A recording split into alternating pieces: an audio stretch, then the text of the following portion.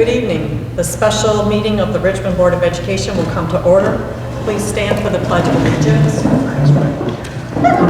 Right there, guys. I pledge allegiance to the flag of the United States of America and to the republic for which it stands, one nation, under God, indivisible, with liberty and justice for all.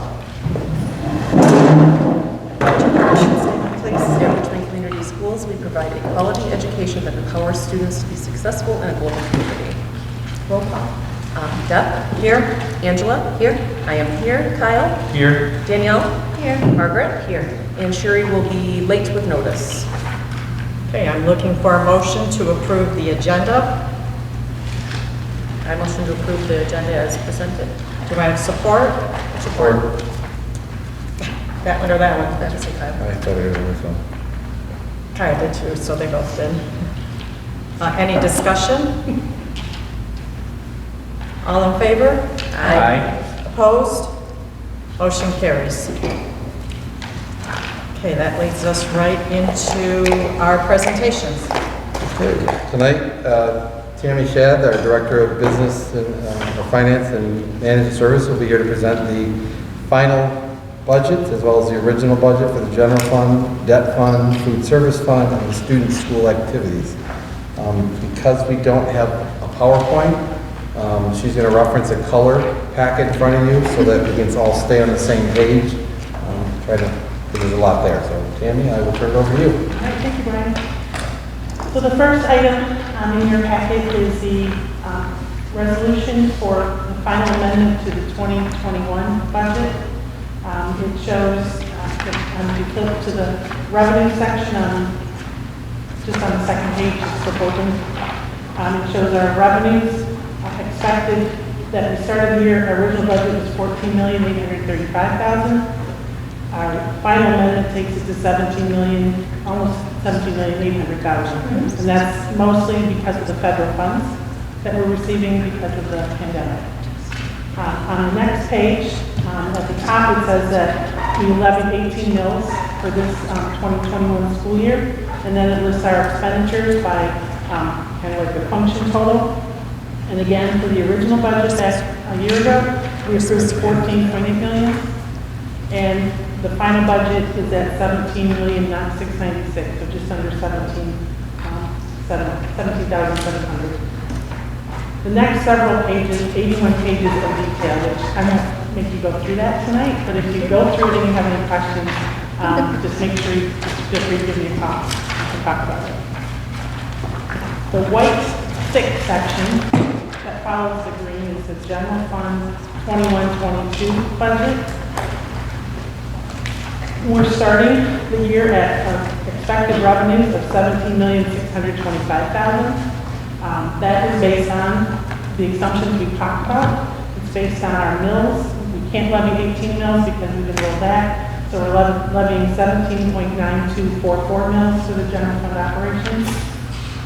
We will base it on 1,465 students for the year. We're hoping that's a conservative estimate. And then we're also basing it on an increase in the foundation of $100 per student, as we talked about in our assumptions. So going from $8,111 to $8,211. Again, we try to be conservative because if you put too much in and it doesn't get there, then how do you pull that money back? So that's what our revenues are based on. On the next page is the expenditures, and it lists our total expenditures at $17,605,000. If you look at in front of you on the t-shirt, I just kind of set it up in front of the table, there's a document with lots of columns, and I'll go through that. That kind of explains more of comparison between all of the funds. We have the actual all of the years. We have the actual from June 30th, 2020, and then our amendments, for June, original budget from June of 2020, our first amendment from October of 2020, our second amendment from February of 21, and then our final amendment in June. And then the far right-hand column is the original for June being approved tonight for the 21-22 year. Again, our revenues started last year at $14.8 million, going to $17.8 million, and then for expected for next year is $17,625,000. For our assumptions for expenditures, we moved where we had contracts in place, we increased those pay rates. We put in the retirement rate for next year. We put in the cap for insurance. We added positions. We had 2 positions, one at the high school, which is kind of a shift because we had teachers working through their prep period. So it's kind of a shift in dollars from a small, people getting paid for extra hours to an entire position. And then we added a 4th grade position at the middle school. So if you keep that in mind as we go through our expenditures, in the middle of the front page, you can see it says basic programs, and that includes elementary, middle school, high school, preschool, and any summer school that we offer. If you go to the top of page 3, it shows our basic programs. We budgeted for the final budget amendment $8,517,000, and for the original next year, $8,406,000. The next section is added needs, which includes our special ed, and then our Title I at-risk, which is primarily Title I at-risk programs, and then we have voc ed at the bottom of page 3. And then again, at the top of page 4, you can see those are added needs totals. If you go to the 2021 final amendment, we're at $1.8 million, and for the 21-22, we're at $1,863,000. So total instruction, the added needs and the basic programs, we're at $10,320,000 for the final amendment for 2021 and $10,270,000 for 21-22.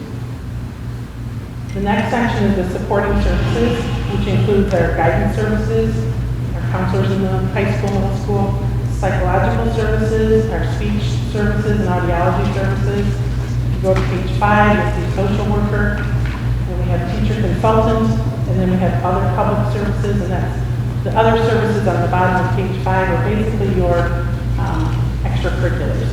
So where you have, maybe you have a class advisor, it's where our robotics program people are as well. If you go to the top of page 6, you'll see our pupil support services. We're at $1,242,000 for the 2021 school year and $1,287,000 for the 21-22 school year. The next section is staff services, where we have improvement of instruction. That's basically any trainings we do for staff. Then we have our library services. And we have our technology team that keeps our technology running. And at the top of page 7, it goes into supervision of instructional staff, so that includes our special ed director for the district. It includes Renee's position. Then we have our academic assessment, which is just kind of it's our purchase services that we purchase assessment materials for the kids. And in the middle of the page, it shows our total support services at $865,000 for the 2021 final budget and $836,000 for the 21-22 original budget. The next section is our Board of Education, and we have purchase services and other expenses. We have the superintendent's office, that's what's called executive administration. If you go to the top of page 8, it shows you the total cost of the two. We're at $490,000 for the final amendment of 2021 and at $483,000 for the original 21-22. Then we have the principal's office. That includes all 3 buildings, principals and their staffs, and their whatever supplies and trainings they need, capital outlay. $1,236,000 for the 2021 budget and $1,235,000 for 21-22. The next section is the business office, and we have 2 sections. There's the salaries, and then there's the bottom of page 8. There's some retirement incentive, insurance, election, and tax collection fees. So if you go to the top of page 9, it shows the total business services at $570,000 for 2021 and $550,000 for 21-22. The next section is operation and maintenance. That's our building and grounds, so it takes to keep them clean and in shape. For 2021, we're at $1,344,000, and for 21-22 at $1,487,000. There's a lot of supplies being purchased for the grants. That's why you see there's the pandemic grants. That's why you see those numbers up from the prior year. At the bottom of page 9 is pupil transportation. If you go to the top of page 10, that's where your totals are located. There's $762,000 $742,000 for the final amendment, and $796,000 for the original. We adjust, at the end of the year, we're trying to get to our actual, so those numbers are adjusted down because we were basically didn't run transportation much between November and January, so that is why you see that decrease this year and an increase next year. We're assuming we'll be in school all month, all if you go to the bottom of page 10, we have support services for the staff. There's $23,000 this year, $14,000 next year. On page 11 in the center of the page, you have athletics. Total athletics are at $491,000, and for next year, $482,000. We had some purchase of bleachers in the original budget that we did not actually spend this year, so that's why there's a decrease from one to the next. So total support services, we go from $7,074,000 to $7,214,000. There's community services on the bottom of page 11, and that continues to page 12. The bulk of that is our child care program. You can see we're at $89,000 for this year, $73,000 for next year.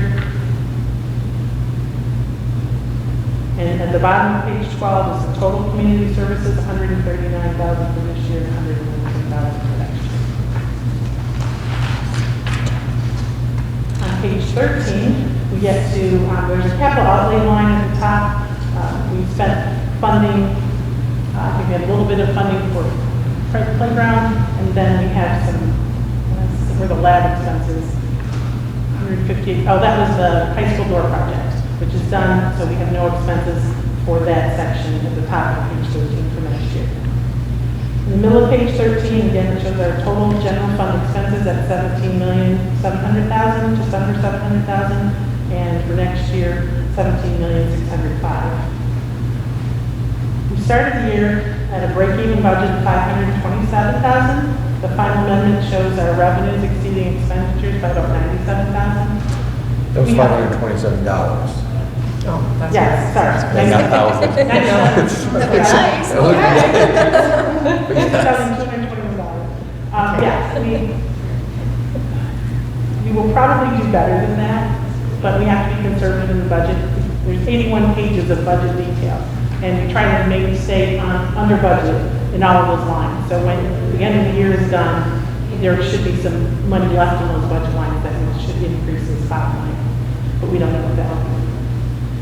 So it will take our fund balance, if we increase it $97,000, we started out at $725 a year ago, and we'll finish at $822,000, which is about 4.62% of our revenues.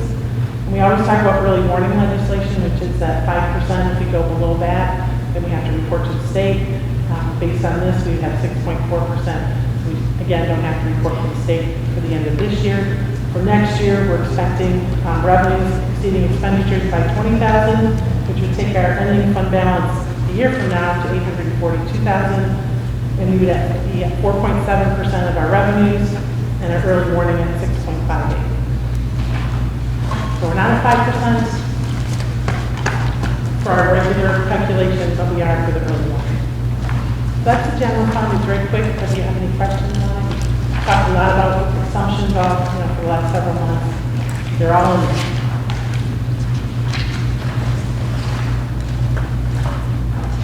The next item is the green sheet, which is our debt service fund. It's more Christmas green, I would call it.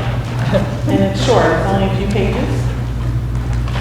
If you flip to the first page under the cover, it shows, we don't do amended budgets in this fund during the year, so it shows 3 columns, our original from this year, our final from this year, and our original for next year. If you look in the final budget column, we've got our property tax collections at $3,871,000. That is based on 6.95 mils, which is the same as it was a year ago. And if you look down, we have our delinquent collections, some interest income, and there's this big item for $7,700,000, which is the refunding of our 2013 bonds. So we received proceeds from the new bonds that are the 2021 refunding bonds. So that is what is included in that line to make that $7.7 million. So our total revenues for final 2021 is $11,577,000. If you go to the next column to the right, that's our original 21-22. It shows our property tax collections at $4 million, and the total revenue at $4,026,000. We aren't planning to do a refunding, so that there's nothing in there for that. If you flip to the next page, it shows the top line shows the 6.95 mils that we're levying for debt payments, and then it shows the expenditures. The original budget was $4,335,000 in total. The final budget is $12,059,000. Again, there's in that line right above the total, it says debit fees and other debt expenditures of $7,727,000. That includes the payoff of the 2013 bonds. So that was the principal and interest and fees that were paid to pay off the 2013 bonds and refinance them with the 2021 bonds. And in the final column on the right, it's the original budget for 21-22. Shows we're making payments of principal of $2,350,000, interest payments of $1,755,000. Have some fees in there, and our total expenditures for the debt fund is $4,110,000. If you flip back to the prior page, in the top section is revenues, and there's a fund balance section in the middle. And we're doing fine in that fund. We ended last year at $852,000 in fund balance. And then we projected to use $447,000, which we estimated to be our ending fund balance of $405. Our actual for 2021 in the middle column, we're using $481,000 in fund balance, and we'll have $370,000 at 144 close. This is a much easier fund to estimate because all of our payments are scheduled out, so there shouldn't be too big of a difference in that number. And we plan to pay it down, to use some of our fund balance to pay off debt. We'd have to increase our millage rate and use up some of the fund balance. We are limited how much you can have in this fund, to how much debt, based on how much debt you have and how much your payments are. So it's okay to spend it down. We do have a cushion, still about $370,000. For next year, we're planning to use about $84,000, which would take our fund balance on July 1 of 22 to $286,000. Any questions on that? Moving right along, so my favorite color, the blue. This is our food service fund, and this budget is a lot different than it normally is because of the pandemic. So we'll go to the revenue section first, which is on the inside cover. Again, it shows our original budget. I'll just start right out. If you look at the first line, food sales, we budgeted $244,000. We ended up at about $33,000 because all lunches were free, so the only items being purchased were a la carte items and any staff members or adults who purchased lunch. So that's why that is down significantly to $33,000. State reimbursements went from $26,000 to $35,000 for the final budget. Again, some of those reimbursements increased. Our 31D money increase, which is our breakfast program, which is good based on our breakfast counts. Then we have federal reimbursements, and that was the trade-off. We went from $216,000 in the original budget to $628,000 in the amended budget. So instead of selling food to the kids, we received greater reimbursement from the federal government, Department of Agriculture. So that has grown considerably. Our commodity entitlement, we really don't know, it's an estimate, so we kept that estimate about the same. We did have a donation where we received some money from the No Kid Hungry Foundation or group, about $11,000. So that helped us in our food service fund. So for the 2021 year, our total revenue is expected to be $742,000. And you can see if you carry that to 21-22, the numbers are kind of the same. We're again expecting breakfast and lunches to be free for the kids. We're expecting a similar reimbursement for the summer food service program that we're running. We're supplying 7 meals a week, 7 days a week, breakfast and lunch. So that's, we're expecting our federal revenues to be about the same. So our fund balance in our food service fund, we're at $135,000 to start the year. We're planning to use about $25,000 to take us to $110,000. And then next year, we would use or add $15,000, which would, a year from now, we have about $127,000 fund balance. We'll go to the expenditures, and I'll talk a little bit more about using that fund balance. So if you flip flip over, we have an expenditure section. We have our salaries and benefits, which we started the original budget at 287,000, we're at 337. We added people to the program. We added bus drivers from November to January to drive out and deliver meals to the kids. Plus, we just had, we're producing more meals by doing 7 days a week in the summer program. So we're producing more meals so we have more labor hours. So that's salaries and benefits are up to 337 and 339 for next year. Our food costs, we expected 163,000 because we're producing more meals. We're at about 237,000 for this year's budget, and we're expecting about 240 for next year. Paper and cleaning, paper would be normally pretty consistent. We started at 27,000. We've been bagging everything, bagging and packaging. So lots of bags being purchased so that they can go out for the summer program, and then we did the meal deliveries from November to January.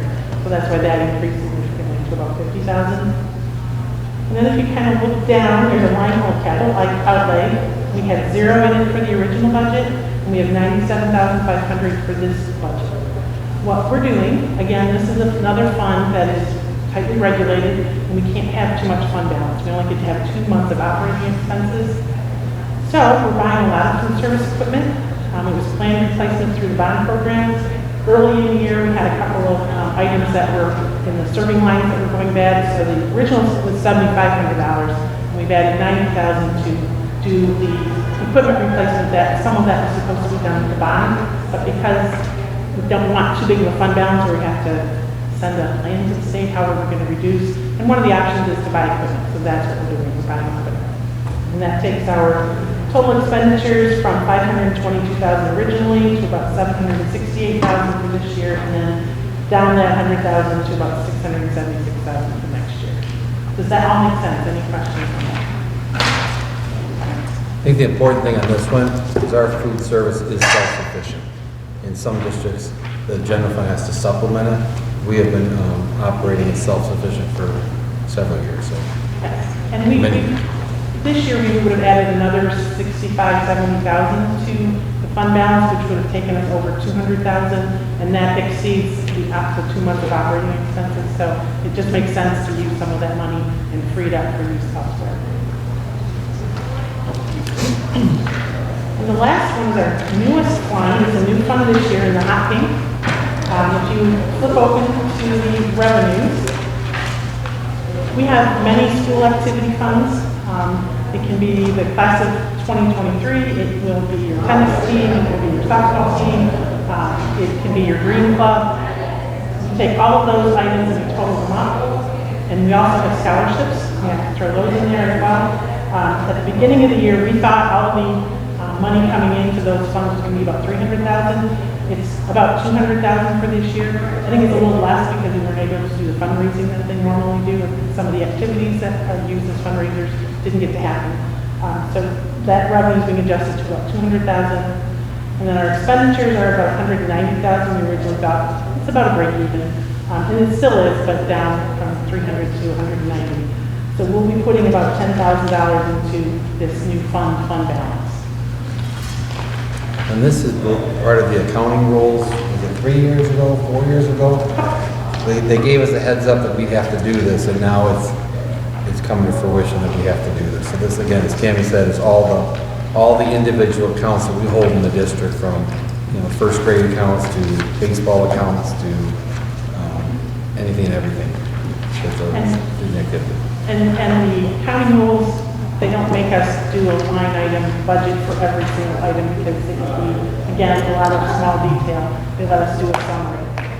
And that is, it's just a reporting item. It's really not anything. It's not our money. It's money held in trust for scholarships. It's money held that we hold for use by those groups. So it's really not so much our money as we're engaging for them. And it's for like booster, is it also for parent booster clubs? Are we accounting for Boosters are those? usually kind of are separate. They'll have their own, they're probably set up as a 501c3. So these are for the school groups, like the green clubs at all 3 buildings.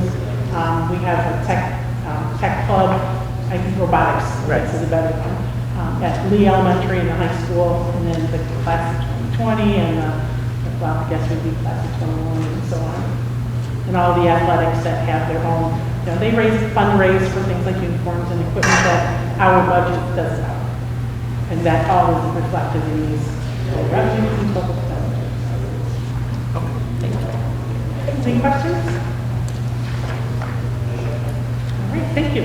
Thank you, Tammy. Nice, a lot of work there. Okay, public comments. At this time, any member of the public may address the board.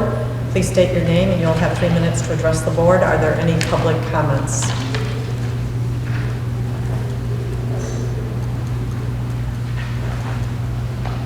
There being no public comments, there being no further business for this special meeting, we are adjourning at 6:56. Good evening. The regular meeting of the Richmond Board of Education will come to order. Please stand for the Pledge of Allegiance. I pledge allegiance to the flag of the United States of America and to the republic for which it stands, one nation, under God, indivisible, with liberty and justice for all. Please. In Richmond Community Schools, we provide a quality education that empowers students to be successful in a global community. Roll call. Angela? Here. Danielle? Here. Deb? Here. Kyle? Here. Sherry? Here. Margaret? Here. Selma? Here. Okay, in front of you, you have an updated agenda, so I'm looking for a motion to approve the updated agenda. I motion to approve the updated agenda as presented.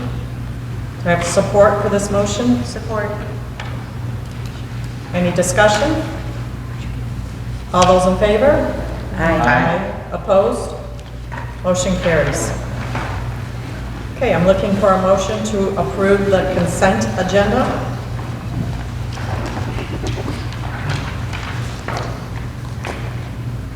I motion to accept the recommendation of the superintendent and approve the consent agenda as presented in the attached documentation. Do I have support? Mr. Walmsley, anything you want to add? We have 2 new hires. Julia Robbins is a middle school special ed teacher that will join us next year. She replaces a retiring teacher who we recognized at the last board meeting. And Michelle Nichols is a transportation driver we've hired who will now go through the training for our transportation program. Those are the only 2 that we've had at this point. Okay, all those in favor? Aye. Opposed? Motion carries. Okay, we have next agenda is bond update. I will be quick. If you've driven by, there's a lot going on. I posted a video of a tour of the middle school. And if you go by today, it's even in different form today.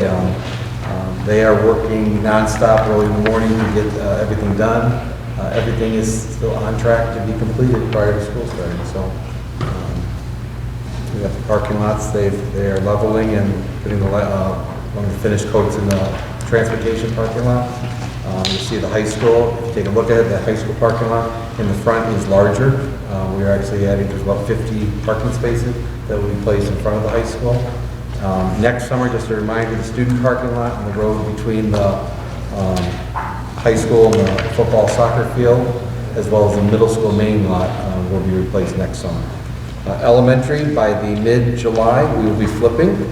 They will have the new parking lot finished and the road that goes around the parking lot, and they will focus on the drive that comes in off of Forest and the front parking lot in front of the elementary school. So it's exciting. Thank you. Our next portion of the meeting is our presentations. We're going to start off with our varsity girls softball Division III state champions.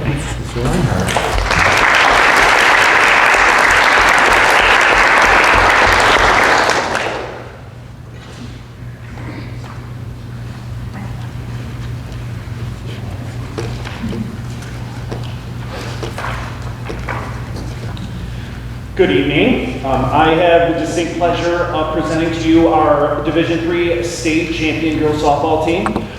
They had quite the journey, starting in Algonac and going to Millington and Saginaw Valley, all the way to Michigan State and winning a state championship over Buchanan 2-1 at Michigan State University on the 19th of June. So I'm going to call off all of their names. Jalen Amdar.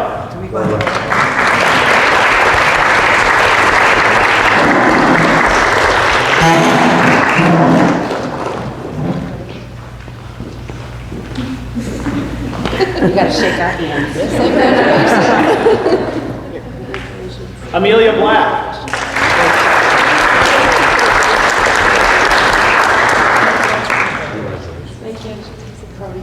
Piper Clark.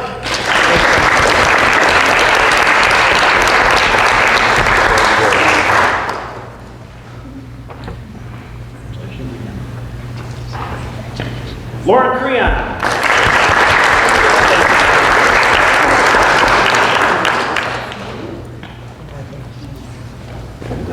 Sophie Ferranti.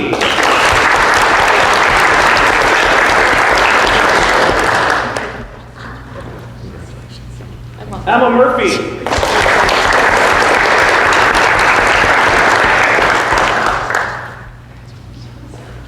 Michaela Reward.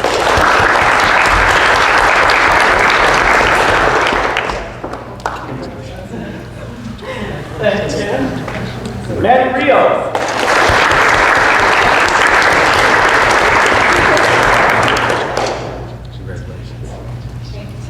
Madison Schultz.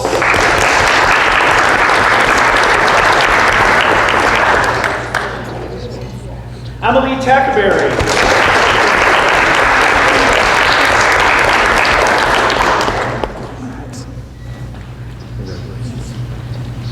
Olivia Toy.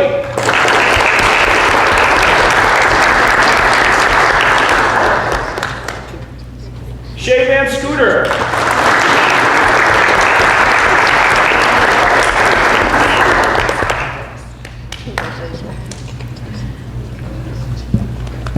Ava Zapata.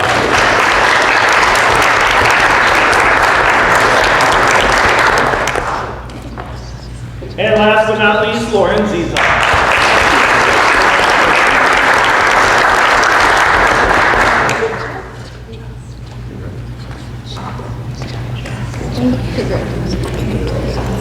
And now for our fantastic coaching staff, Kevin Kimperton.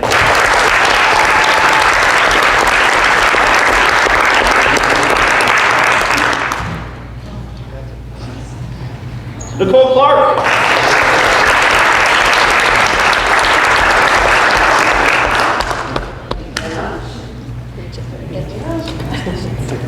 John Foster.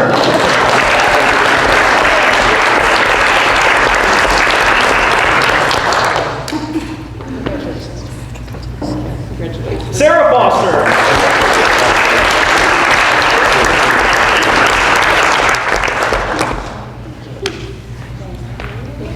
And the head coach of the program, Howard Stewart.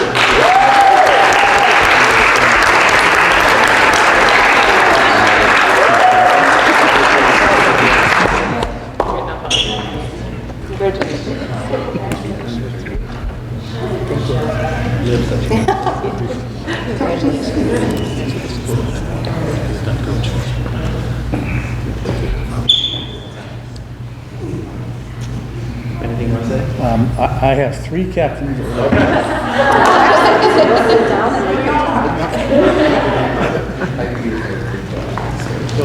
Captains?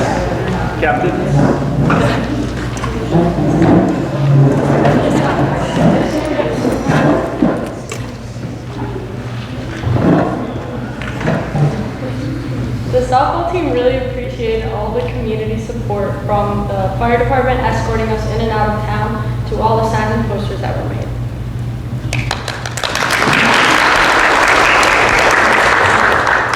The Richmond fans were great. Being able to look up in the stands and see our white shirts representing us really gave us a great deal of confidence.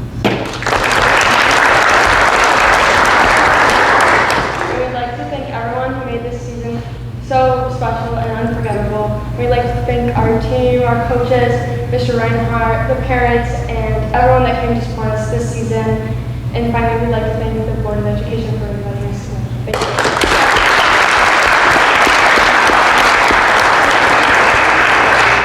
Thank you, ladies. Well done. Good job, you guys. Sure. Thank you. I just, 2 things I want to tell you girls. First, it was back in March, and my husband and I happened to be out, and we ran into Coach Caperton. And he told my husband and I don't care what you guys do this summer, just don't have any plans for June 19th, because we're going to be there. And I said, Cap, it's March. And he said, Margaret, I don't care, I'm telling you, don't make any plans. So the confidence that he and the rest of them had in you was there back in March. So good for you for doing what you did to get there. That's really exciting. And then the other thing I just want to share, you're right, you did have fans in the stands, and that last game going into the top of the 6th inning, I was sitting with a group of girls. Some were former softball players of Mr. Stewart, and some of us were not, but we said, what can we do to get these girls sparked? So we looked at each other and we said the varsity fight song. So we stood up and we did the varsity fight song when you were getting ready to come up to bat in the 6th inning, and look what happened. So we think we had something a little bit different. For the runs, but we just need to know that you made some, Shay, when you said in your interview about how you were the young girl through the fence, you know, watching the game, you had some big girls up in the stands hoping you guys could do it. So well done.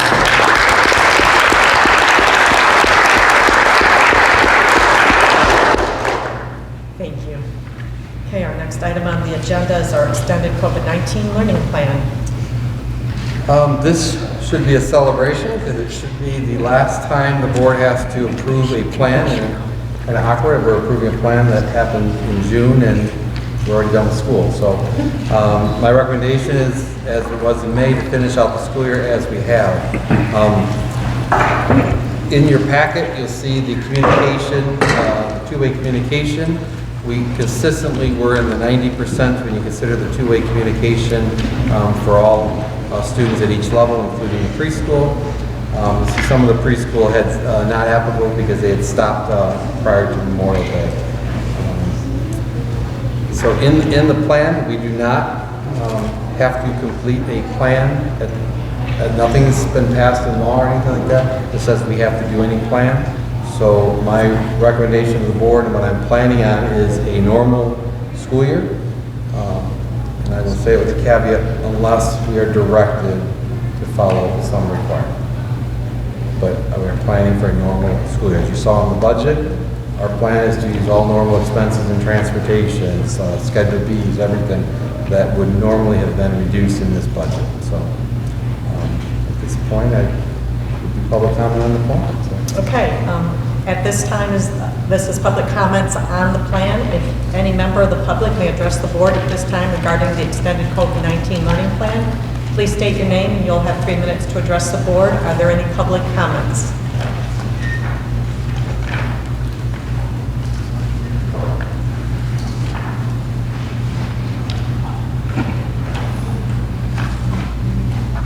My name is Charlotte West, and I coach volleyball. And I have a question because I was reading health department recommendations, they weren't requirements, they were recommendations. And I just want to make sure that as a school district, are we planning on opting into any of those? I heard what you said, but I just I'm questioning. Some of the recommendations were for students to wear a mask. They were recommending, they weren't requiring, but they were recommending as well that athletes be tested twice a week if they do not have the vaccination. If they do, they would be tested once a week. And I'm not in favor of that, and I don't feel like our community is as a whole, and I just wanted to voice my opinion as a coach. And I'm not sure if that is something you guys are considering. I just read about it, and I thought you guys were having a meeting, so I would bring it up and then ask. Thank you. We'll get back with you on it. Oh, thank you. Unless you want to answer the COVID questions before. I don't have any problem. My plan is to get a team together this summer, administrative team, the people who work on the logistics, so that becomes the sounding board if there are regulations that we have to follow and how we implement it. We are planning on no mask for next year. We are planning on none of the testing unless we are required. And I say that because in the MHSAA, if they set a requirement for us to participate, it's going to force us into that requirement. And my colleagues, and we've met at least once a week in the county with the 21 superintendents, we're all moving that way. We want a normal school year. In that, if you haven't seen it, it's on the website. It was released on June 22nd, I believe, the health departments. There is a lot of recommendation. Yes. And part of that is we need to at least consider it and see, is there anything? But in that, it does talk about masks. I'm not moving towards masks unless someone says I have to put masks on kids. I am not planning on like the screening techniques that we did unless we are required to. A lot of those mandates were lifted in the last, I'd say last month. It's evolved and depending on what the mandate was. And I always caveat because, you know, you've heard on the news probably the next variant that they're all watching.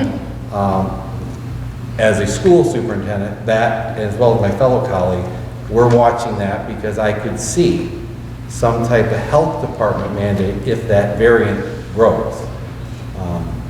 But as a collective, unless we're required, we're trying to get to a normal school year. If a student wants to wear the mask, my plan is they can. If that is what makes them feel comfortable, we are not mandating. I was glad OSHA finally caught up with everything else because the requirements for OSHA rules, which are the health and occupational safety rules for staff, was through October 22nd. So here we had a disconnect.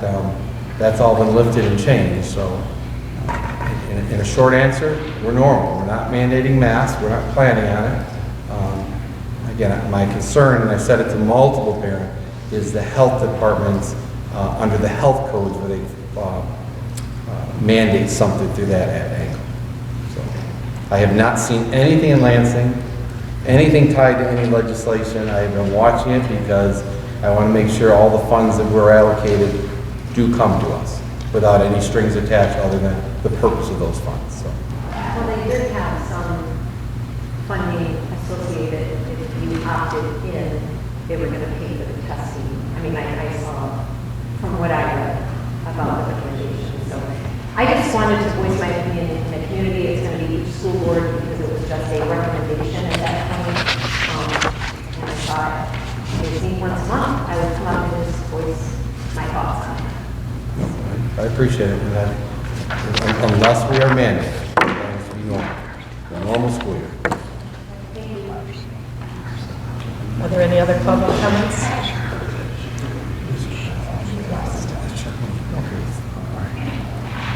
I just want to remind you guys get emails from me all the time, but my son lost out on a whole school year worth of his sports and his academics due to COVID and the mandation that you guys had.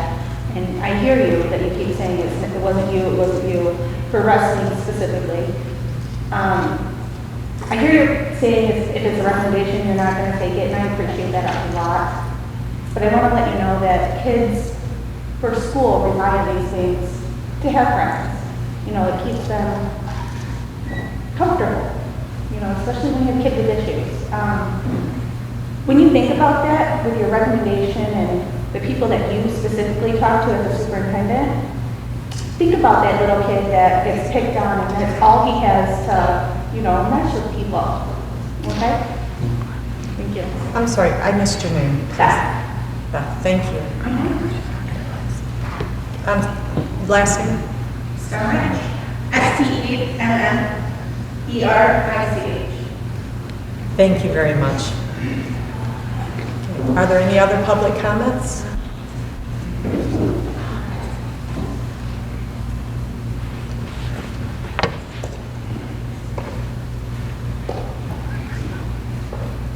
Good evening. My name is Jill Manchek, and I just wanted to echo what the volleyball coach has said about the recommendation versus required. And I hear you when you say that we're not going to follow the recommendation unless it's mandated.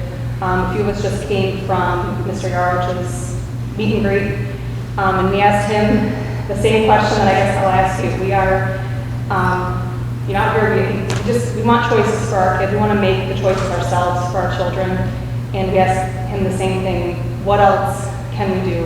We are reaching out to our school board, we are reaching out to our legislators, our governor.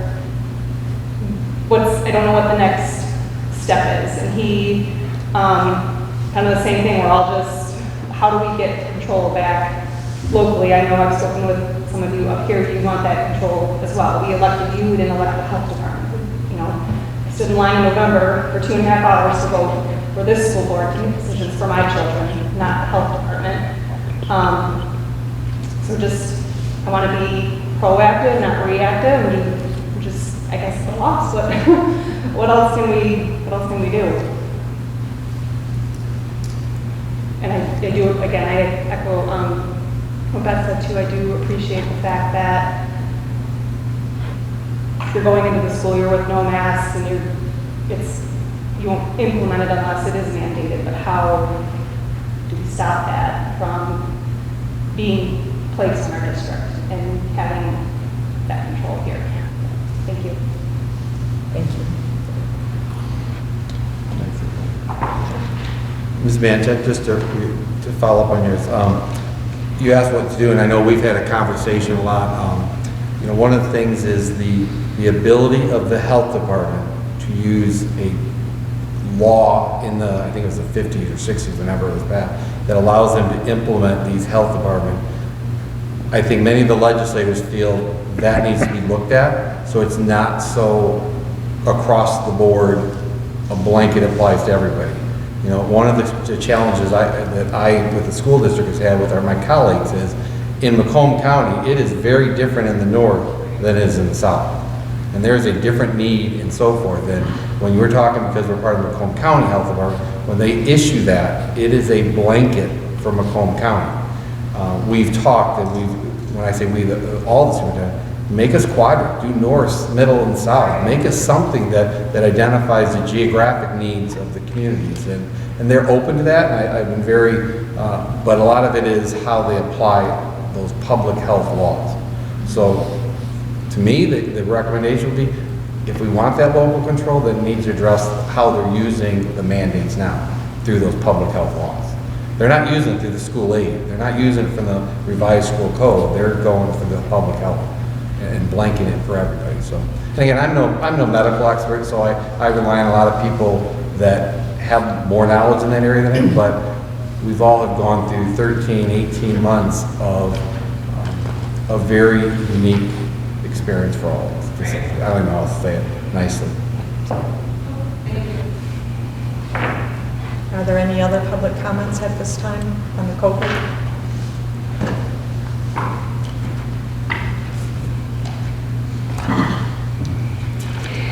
Hi, my name is Corey Hofstetter.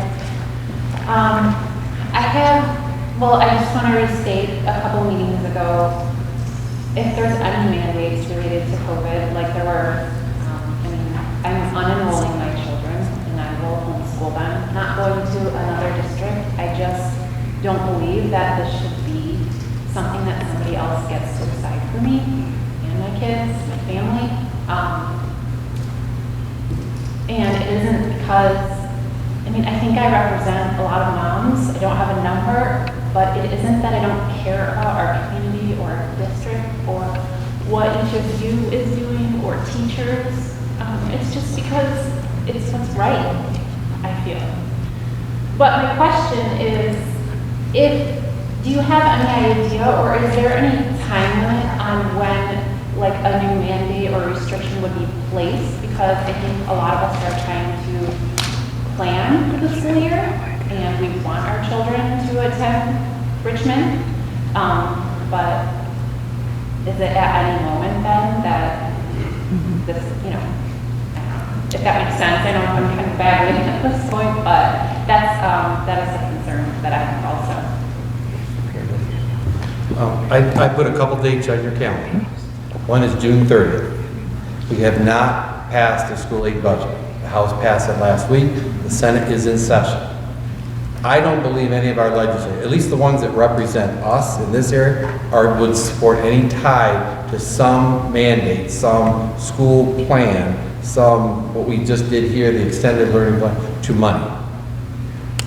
Watch that, the COVID variant and what's being published as the number. Because if that chooses to ride, that's when the health department will start making those decisions. Those are the dates that throughout the summer walks that COVID, that variant that they keep talking about. Because and again, I don't know fact and fiction at this point because we're all getting so much information and you got to kind of disseminate it. But that seems to be the next deadly trend that they're portraying, and it could be. I don't know that for a fact, but that's the thing you need to watch. Because if we get through the June 30th and they pass a budget and there's no strings attached, the next thing is through the health department. Which, and respectfully, that doesn't give me any comfort. And I'm just, the last time I spoke, I threw out a couple of questions in terms of like science and numbers, and I just don't understand how, I mean, the numbers are there that this isn't deadly for our children and that they do not transmit this. So even if there is another variant, and we even just came from a meeting where the state representative is saying that, you know, all of these numbers and the science is not real science, it's mostly political. So I think I've expressed my concerns. Thank you. Thank you. Let me ask you a question with respect to this. When we're talking the mandates that are coming, that it's not us. When the mandates happen, we follow the mandates. And if you just made the statement that the legislators you think want to take that away from the health department or whatever term you just said, so in reality, if people out there in public, it's your legislators, and if you've met with Mr. Yarrick, it's push him and the people that represent us to make something happen, because we're stuck with, and maybe stuck is not the right word, but we are, whatever's mandated to us is mandated to us. But the people that can make a change are legislators. The legislators pass the law that within the department they can operate in. So if they pass, and I think it was brought up, I'm trying to think, in March or April, they tried to pass a law that you couldn't put any restrictions on graduation. I'm trying to think of all the end of the year stuff. It didn't go anywhere. But if that law or something similar that was to be passed, then that becomes the guiding factor until someone challenges it in the court system. So if the intent or the legislators want to give more local control rather than a blanket health department, they have to change the law, the health department codes that allow them to play this card, if you will. And I don't mean that in any disrespectful manner, just it's the option they choose. We even saw this year, you have different health departments applying the state health department's emergency order different. You had a West Side Health Department said, I think they went down to 6 feet, and we were still at 3 feet when we were doing COVID testing, and so we were contact tracing many more students than other districts in other health departments. So you are right from the perspective, we got to get the ability, if we want it to be a local decision, the ability to blanket the whole state or a whole county within whatever laws or context that they are using. Thank you.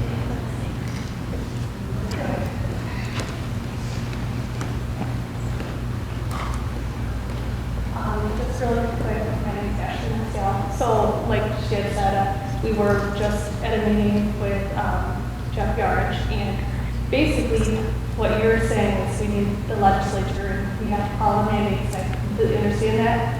From what he told us is basically the governor is in complete control of all of this because they did try to pass a bill for the health department to restrict that 28-day, I don't know if this is already mentioned, I was late, but, and she didn't pass it. So we're just at her mercy, it seems like, and it's very frustrating because we were asking questions and he really couldn't give us an answer because he's saying they're doing everything that they can do and all we can do is write letters and voice our concerns, but it just feels like at this moment we are at their mercy.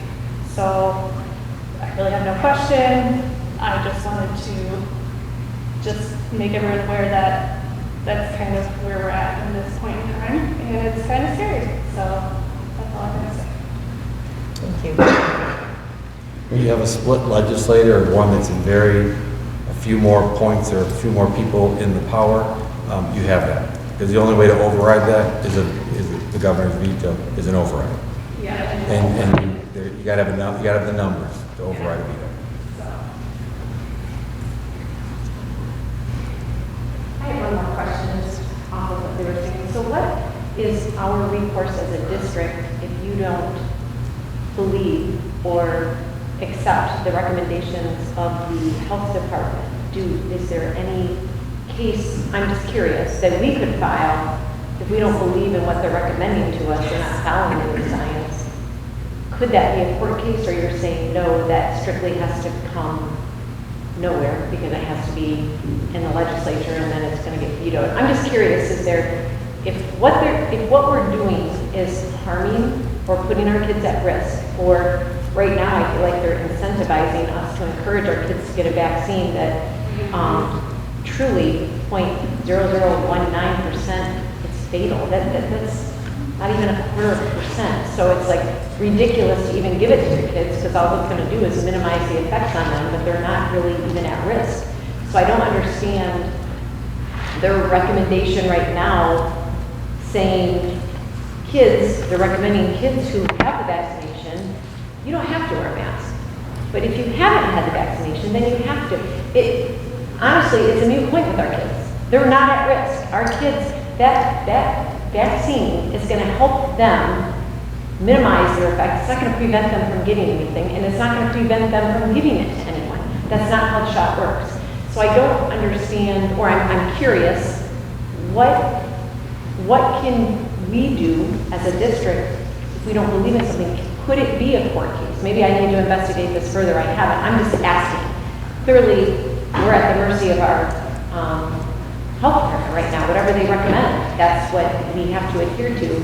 I'm not sure what that panel is. I don't know if we can respond to them, or if it's, I'm just not sure. I just want to know if there's some recourse we could take as a district.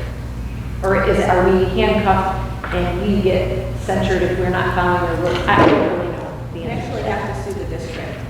If the district did it, you can actually take legal action against the district.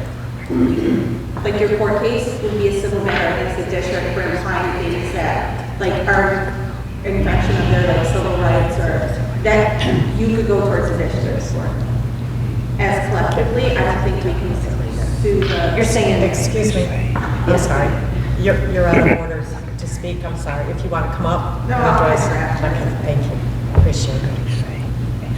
Do we have, as a district, is what I'm saying, do we have anything? If you're going to go down through the court system, it's a long process. It's right. It's a long Correct. process. Like a year, yes. Correct. Okay. And when school districts were underfunded and we sued for special ed, and we still haven't really been fully funded what the court's ordered, that's years and years. That was a Durant thesis. I think we're on Durant 4 or something now. So if we had, I'm just curious, I'm just brainstorming here, so if we had some northern schools that bound together and got one court case, I mean, I'm just saying, it's possible, we could put. It is possible. I'd be more together. cautious for staff members knowingly violating Not a recommendation.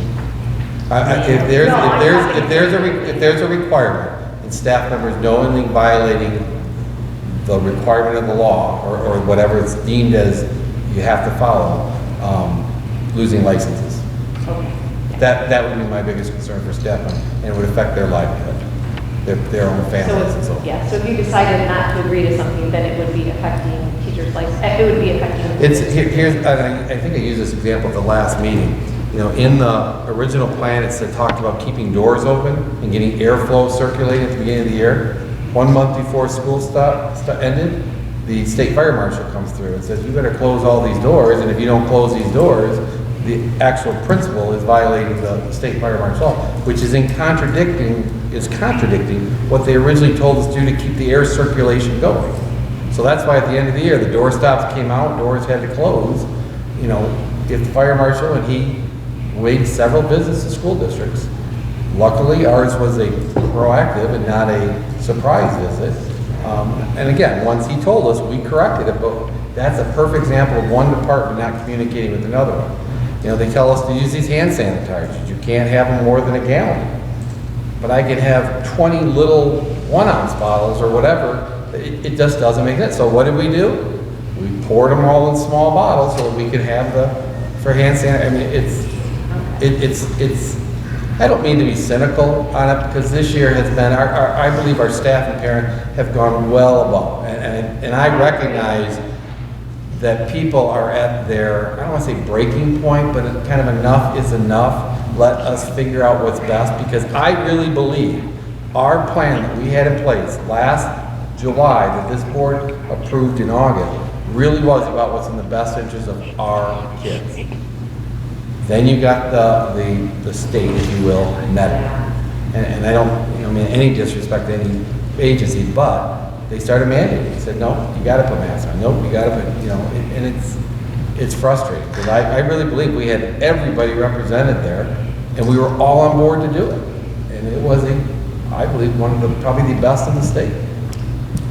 I agree.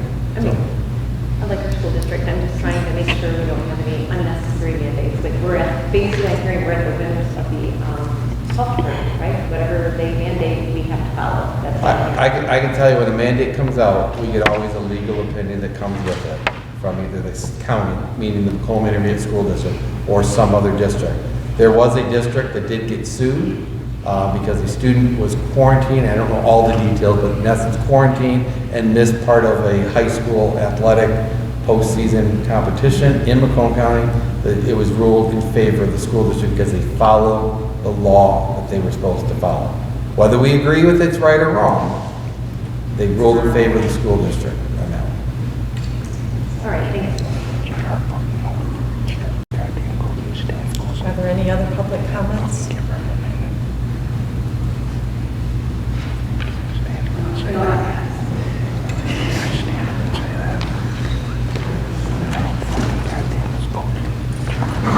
Totally tired. My stance, first of all, and I don't mean any disrespect, it's not a law, it's mandated. So I guess I'm right with them. I just went to the meeting with Jeff as well. And, I'm sitting here listening to this. If the mandates come back, because there's always going to be a new variant. It's always going to be that way. Then I will pull my child. I can't do it anymore. I want her in the community, and I respect all of you, but there comes a time where we just have to say enough is enough for our children. And we as parents and people, instead of elected school board members, maybe need to all stand together and say enough is enough as a community, and stand by each other and say, we're not going to do this to our kids anymore. And we're all going to work together, and we're going to make sure that this is all for what's best for each and individual child. Because if we don't, these elected officials higher up are going to continue to keep pushing and pushing and pushing, because they've been allowed to do it for the last 15 months. And enough is enough.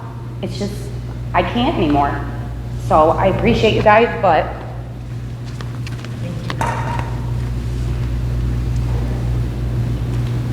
Are there any other public comments? Yeah. These ones that are related to COVID, should we read these now or wait until later? They were asked to be read during public comments. Okay. So we'll read them there. Okay. Thank you. I guess, I don't know, should we do that now? That part of it is that it has to be read. That's what I thought. Okay. Okay, are there any other public comments?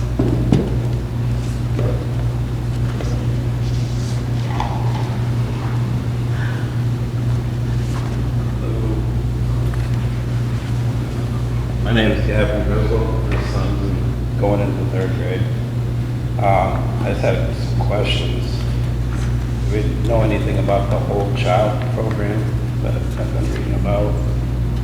The governor's putting forth? I'm sorry. The whole child initiative, do we know anything about that yet? Yeah, there's a lot of her funding in her budget is tied to providing services for the whole child, what she's trying to do. I don't know all the details of it, but it's conceptually is looking at every aspect of educating a child. Does that include testing for COVID? I believe there is money to offset costs of testing in there. I don't know how much or the details of it. If I understand right, it's money that the school could get for COVID, that they can use it however they want, or just towards testing, or just That is. what would, we're talking about this law that we have to follow, the health department. I was wondering what law that is. Each of the health department executive orders that come out, I think those are called emergency orders, yours are executive. At the top of it, it references in each one what law. the health department code that they're referencing that allows them to issue that. And that supersedes the state constitution? I mean, it trumps that? Because basically where I was lost back in October, I emailed you. That's when I put up with about a month of the masks and all that. And then when the state, October 9th, when the state Supreme Court supposedly overruled it and that kids got to take their masks off for one day, you know, I was like, all right, it's over. We have a choice what we want, what we can do. And then within a day it flipped back, and we're still at that point, I think. At least I feel like that. If this deadly variant comes back, then we can just, you know, do whatever the health department says via the governor. We know that. That's really frustrating. A direct question I have is, what if we don't listen to the health department? Do we lose school funding, or? The health department, and none of the school funding is tied to the health department. So why do we have to obey it then? Well, I don't think any staff member wants to lose licenses. Oh, Because if the staff member knowingly violates, they could. It's not an automatic. It could possibly lose their license. Lose their job. Well, they don't have a license, they can't hold their job, their position. Because the state law requires them to have licenses. I think we all understand that. All right. Did we also talk that if as a board we violate it, if we violate it, we can be fined and we can go to jail for 90 days? Just like, I think everyone knows what that's, businesses, everyone knows what that's about. But So,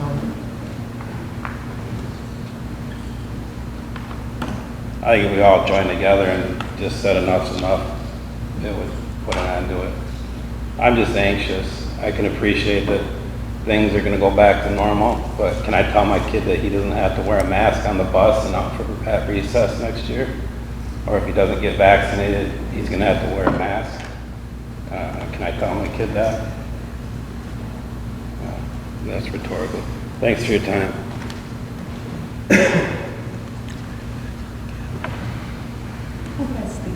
I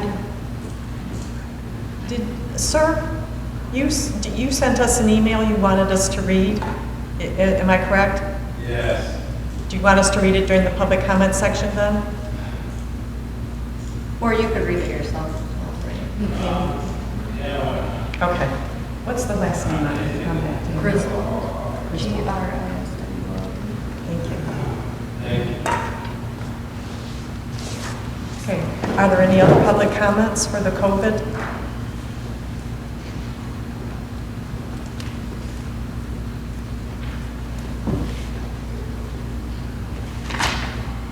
Okay. We are going to move on now to item C, the instructional spotlight.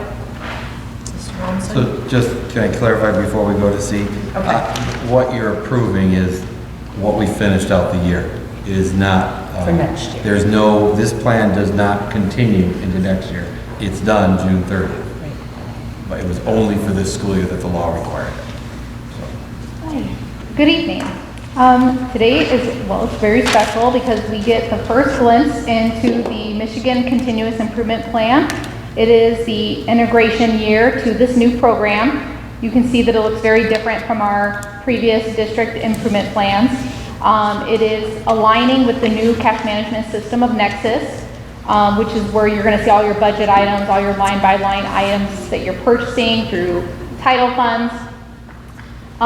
What the goal of the MyKit process was is to really look at school improvement at a district level view.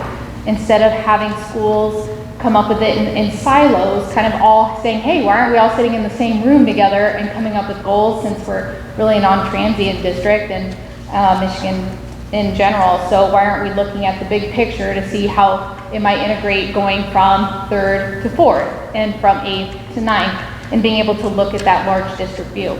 So in starting this year, we only had to go through this process one time, but for the next school year, it will be for every single strategy or new goal. So we focused on ELA.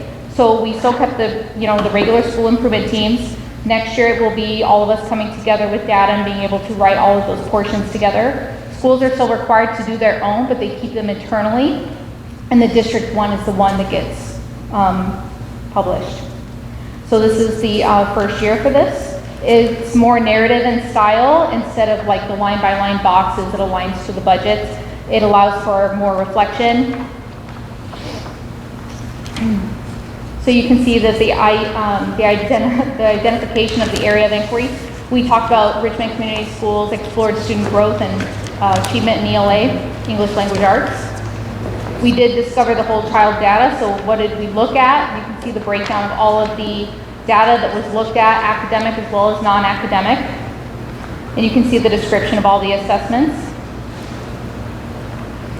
Under the initial data analysis summary, it's just summarize your thinking. So you can just see a breakdown of the grade by grade, all of the areas of strengths and the areas of weakness for K through 8 using the NWEA, which was our state approved growth tool.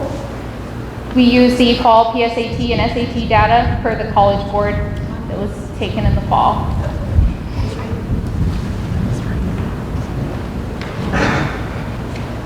So the next portion is just going into some of the interventions and programs that we have in place. None of that is going to change, and it ties directly into our district mission.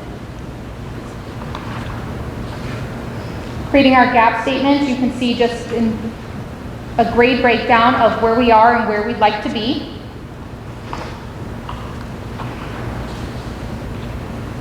And here, it goes into what district program supports and services are aligned to meet student growth.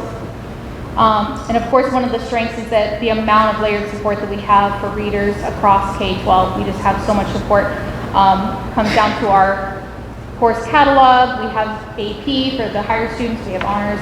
We also have just a lot of intervention programs and a lot of great initiatives. We analyze the root cause. And you can see the attendance and engagement was more of an issue due to COVID. I did some time analysis and found some areas of growth for the district.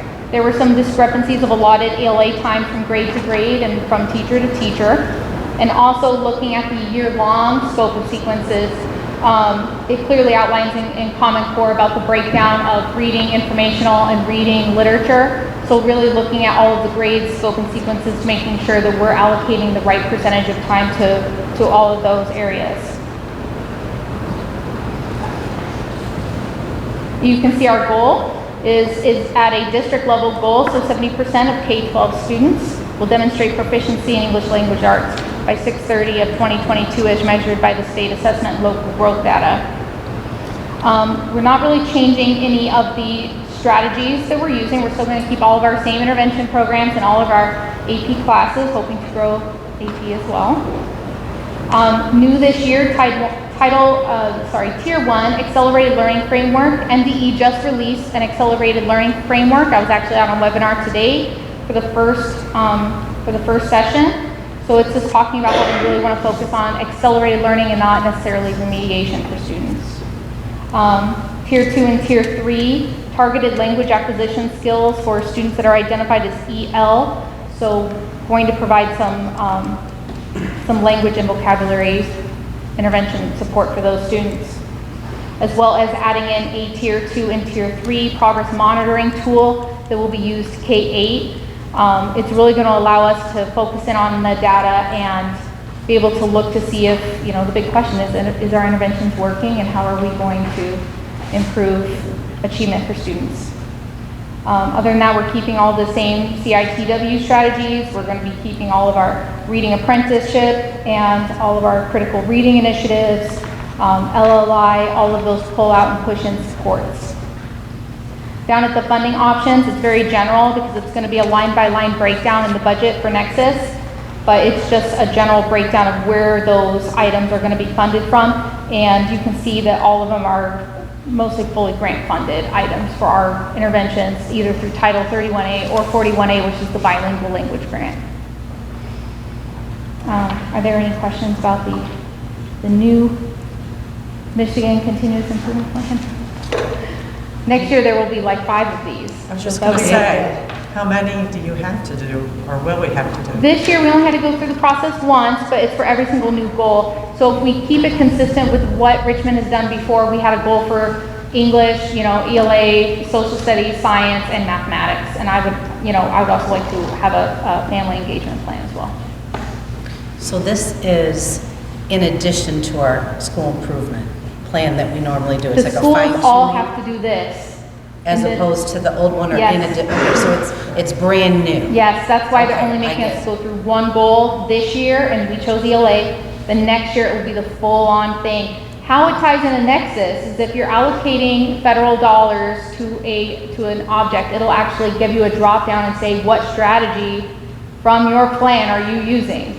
They're guaranteeing 100% that your funding and what you're going to purchase aligns to your district improvement plan, which is the way it should be. I'm actually very excited about this process and looking at things at a district view instead of schools each going, sitting all at the same table and saying, hey, what are we all seeing? And maybe there's a great strategy that the middle school is using that could be used at elementary, and just being able to collaborate. Thank you. Yeah. Are there any questions? Okay, thank you. Okay, our next section is our general public comment section. We actually have a couple of emails that were sent in. So, I don't know, Danielle, you want to start and read the one you have? We're going to read them first, and then we'll open it up to the general public. All right, so the first one I have says, my name is Gavin Griswold. My son is going into 3rd grade in the fall. This last year was eye-opening. We got to see how easily people can be controlled, especially schools being controlled by MDHHS and teachers' unions. In the beginning, I was scared of the virus, along with most Americans. We disinfected our groceries, limited gatherings, and isolated from elderly family members. As the year went on, new information about the virus has become well known. It has not been deadly to children. It has proven to be political. I am extremely disappointed with the lack of scientific studies being cited, while forcing children to wear masks everywhere and closing schools. The CDC 1 week speaks of children being back in school and teachers not needing to be vaccinated, to impending doom. There has been false information given by government officials and lack of transparency. The vaccines have been a godsend. I have seen studies showing how effective they are, both with being infected and spreading the virus. I believe this pandemic is over, but the crisis is still being used to encourage bloated federal funding, or federal spending, and controlling schools with funding. In Michigan, we have had over 60% of the population vaccinated. If you add that to the people who have had the virus, to that number, herd immunity has been reached. I do not think the risk of children getting COVID and dying outweigh the risks from the vaccine. There are studies showing heart inflammation, and not enough is known about how it affects children. Enough adults and teens have received the vaccine. I do not want my 8-year-old son forced to get the vaccine. I do not want my son forced to wear a mask anymore, and I do not give permission to test my son at any time. These kids have been controlled by misinformation and fear.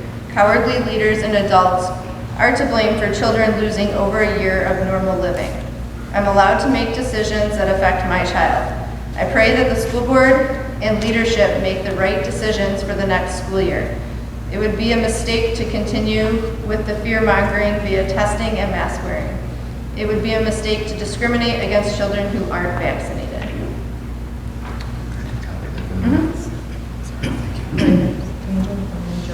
Yes, I will read mine. It says, "Good evening, board members. My name is Bethany Boosman." I hope I'm pronouncing that correctly. I have a grandson that attends Wilby Elementary and hopefully returns this coming school year, 2021-2022. My husband is an alumni of Richmond Community Schools, and we have 3 children that have graduated from Richmond as well. It is my concern that our grandson, as well as his peers, will be forced to wear masks, face shields for the upcoming school year unless they have received the COVID vaccination. It is my understanding that the superintendent of Richmond Community School is considering adopting the recommendation. First of all, my question and concern is why is he supporting a vaccine that has not been properly studied and approved by the FDA? Why is our superintendent/school district joining with Richmond/Lenox EMS to provide COVID vaccination clinics for our students? This is a concern due to the serious side effects that young people are experiencing from the vaccine. Some of the side effects are infertility and cardiac issues. Unfortunately, the medical community, along with politicians and media, are doing their best to hide this in plain sight. If our superintendent feels so strongly about this virus, then why is he not equally as concerned about our vaccines, such as measles, mumps, smallpox, polio, etc.? There are students in our school district whose parents have signed a waiver that allows their child/children to attend our schools without proper vaccinations. I would like to know why our superintendent in the Richmond Community Schools is more than willing to extort our young children for financial gain. I would like to know why there is no concern for our children's mental health. I would like to know what does Mr. Walmsley stand to gain from all of this. Mr. Walmsley has a record of being difficult within the school district among his peers, and now we are asked to place our confidence in him to make good decisions for our children's health and welfare. Wasn't it not long ago his peers were trying to oust him out of the school district? Therefore, his peers are already on record, along with some parents showing just cause for him not to be trusted. We have had a wonderful school district for decades in this area with a wonderful reputation. Let's not ruin it. Let's stick to education, not politics. Thank you for giving me your time. Respectfully, Bethany Boosman, Blue Devil grandparent. I have one from Sarah Turner. Dear Mr. Walmsley and all school board members, my name is Sarah Turner and I'm the mother to 4 children. I've also been an RN for 12 years. While I have a pro-vaccine stance, I currently will not be getting the COVID-19 vaccines for myself nor my children if it becomes available in their age group. Due to the unknown risk involved of the vaccine at this time and the very little number of youth getting severe symptoms from the actually coronavirus, the risk of the vaccine outweighs the risk of the virus in my opinion. I will not be for weekly testing of the virus come fall, nor do I think it's acceptable to segregate children by masking the non-vaccinated. To mask those children whose parents have decided that being unvaccinated from the coronavirus is safer than the vaccine itself is unacceptable. We as the parents have the right to choose safety and well-being for our children. While I was initially hearing that our children would go back to a normal school year, now I'm hearing they may go back to having to deal with twice weekly testing if not vaccinated, and possibly having to wear masks if not vaccinated. How is that a step forward if not a step back? This information is infuriating to say the least, and I'm hoping not true. We as parents are asking this school board to stand with us and fight for our children. Fight for them to have normalcy, fight for the mental well-being. My 2 children at Will Lee showed significant changes in behavior since the start of the pandemic and returning to school virtually and masked. To say it was an emotional roller coaster ride is sugarcoating it. My son, who is always advanced proficient with his work, was student council president for elementary and a student athlete, struggled mentally this past year. He cried almost every night and morning saying he didn't want to wear the mask and very much disliked school anymore. Quite literally, I would rub his back in the morning to wake him and give him a smile, and he would immediately start screaming because he didn't want to go to school. It was heartbreaking. And while at the end he succeeded academically, there was a time period in the second and third quarter where he did not test any higher for reading. I can only imagine how other children struggle when my child, who is normally doing so well, struggled. Please make this next school year for our children a normal one. I want my happy son back. Thank you for your time and consideration. Sincerely, Mrs. Turner. And then I have, the last one here is from Shelby Paul. Good evening, board members. My name is Shelby Paul. I have a child that attended Will Lee last school year and hopefully will be able to this coming school year, depending on the Board of Education's decision to follow the newly released recommendations of the Health Department. I will address in this email. As of June 25th, 2021, the State of Michigan Health Department has put out recommendations for the 2021-22 school year regarding testing, masking, social distancing, and quarantine for our students. It has been said that our superintendent is in agreements with the Health Department and our governor and will follow the recommendations the Health Department puts out due to the ESSER funding our school would receive for each child last year that may be done again this year. It has been said that our special education staff and preschool staff were paid out of this ESSER fund and that if our district don't follow, we lose it. In years prior, our staff has been paid out of previous funding that will not be affected since it was not emergency funding from the pandemic. Excuse me. Why is that our superintendent thinks this is okay to extort our district's children for funding that will only be provided if our district follows recommendations that are backed up by political science, not actual science? Will our district still continue to make our children be tested for athletics? The actual data states that 99% of the athletes tested for COVID tested negative. Will our children be forced this school year to social distance and mask up after they have played together, went on vacation all summer without any increase for COVID numbers? Just note, most of our students have played spring, summer sports with one another this year, have not been masked up, and we have not had any problems in our community. Will our district contact, trace, and quarantine students next year? The data states that 99% of all students quarantined last year for possible exposure never got sick or tested positive. Will our district continue to follow the mental health of our children? Will allow the mental health of our children decline? Mental health numbers are on the rise and it has been addressed by us parents many times to our board members. This is a major concern we have and hope this district will help us help our children by providing a normal school year in the 21-22. If our district does not follow the new recommendations of the Health Department and we have a normal school year and we place our children in face-to-face for the 21-22 school year, will our children be bumped back and forth while their education suffers, or will the district stand with us parents and continue to provide normal instruction? Will our district push for students to get an unapproved FDA vaccine? The side effects for these vaccines are being hidden in plain sight. You just have to go on the CDC website, and one of the major side effects are cardiac issues and fertility issues, among many other issues that will be lifelong.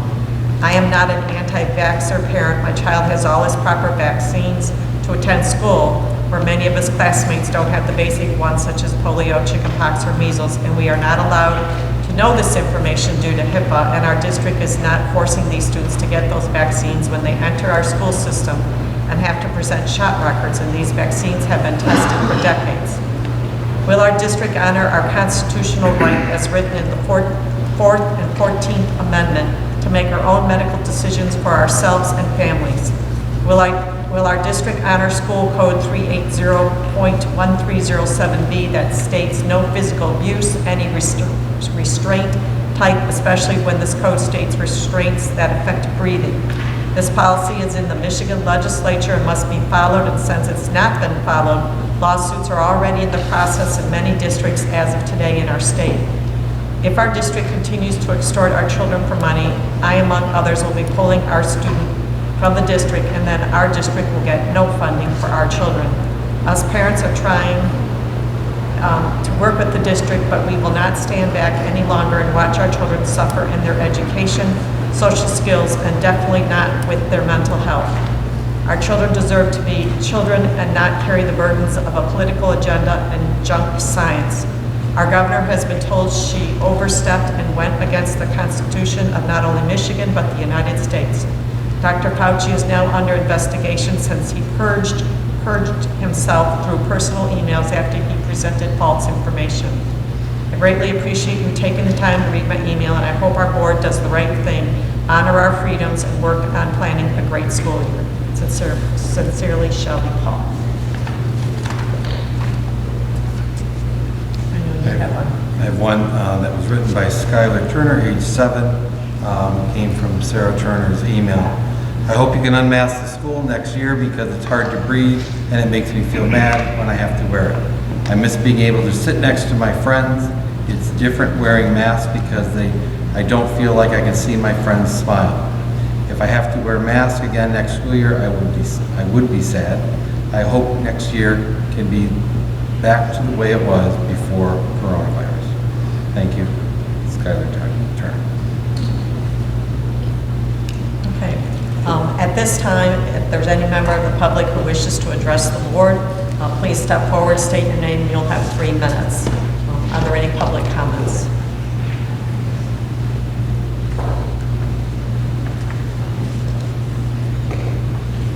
Just have something to say unrelated to COVID. I just want to say kudos to the volleyball coaches and team. Last week, my daughter, who's never played volleyball, wanted to try the camp out, and she loved it. She had a great time. I thought it was very well organized and well run, and just kudos to the staff. I thought it was a great opportunity for someone that has never played to try it out without joining the team. So I just want to say thank you to the staff and the team for doing that.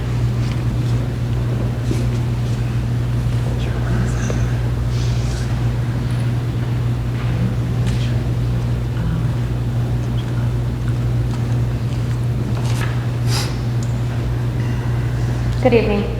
For those of you who don't know me, my name is Janelle Presna, and I'd like to begin by saying that I'm disappointed in how this whole situation has been handled. We would like to address the email that was sent out and its contents. A board member sending out the email in an attempt to sway board members' opinions of Josh prior to the meeting was a close violation of the Open Meetings Act. This is both unacceptable, but more importantly, illegal. I know she is new and learning. However, when starting a new position, it's the responsibility of the new member to do the research necessary to know the rules. I will not accept this as an excuse. She is an adult and should be held accountable. Improved accountability is what she had set out to accomplish and one of her main purposes for running for the board in the first place. This board member stated that Josh was settling by remaining the head coach at Richmond. Why does she believe that to be true? Does she not believe Richmond to be a standout place? Josh devotes countless hours to this program and all of the children in the district, not just those in his program. Our family has made thousands in donations to the district over the last 7 years, paid for private tutors for both children in his program and outside, helped to get Richmond High School graduates college scholarships, one was even a football scholarship, offered to donate back his coaching salary this past year to help with costs when he heard the district was struggling. We have done all of this in silence, in the best interest of the children, not for the recognition in the community. Another issue I have, and probably my biggest one, is her reference to my husband and father of my 4 children as sloppy seconds. If you didn't know, when Bridget ran for school board, she prided herself on her ability to be selfless, have empathy, and integrity. None of these are being exuded in that email. A hypocritical Facebook post was also made while she was running, priding herself on taking the high road, no name calling, and keeping it classy. Again, none of these things are true of her in this instance. And by the way, if you haven't looked up the definition for sloppy seconds, go ahead and do so. The meaning is sexually vulgar, so I won't be reading it here today. This is a direct attack on my husband's character. This is slander.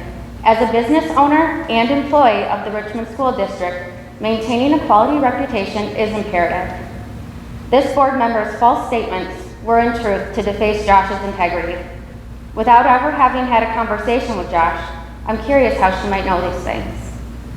Before this, Josh and myself believed we had found our forever in Richmond. We have even looked at houses and land for potential future homes. Our children attend this district. Sorry. We drive 30 minutes each way. That's 2 hours a day because we believe that Richmond is best for our family. Would someone who is settling or doesn't want to be here do that? We have formed some great relationships within the community. Many are born and raised Richmond families that we even go on vacation with. Is that something that people who don't care would do? We did make an attempt to meet with this board member in private to address these concerns and to seek resolution, to which she declined. At this point, we want and expect a public apology. I have said it before, and I will say it again. We aren't leaving, and we won't be ran off by a couple of irrelevant people. Thank you.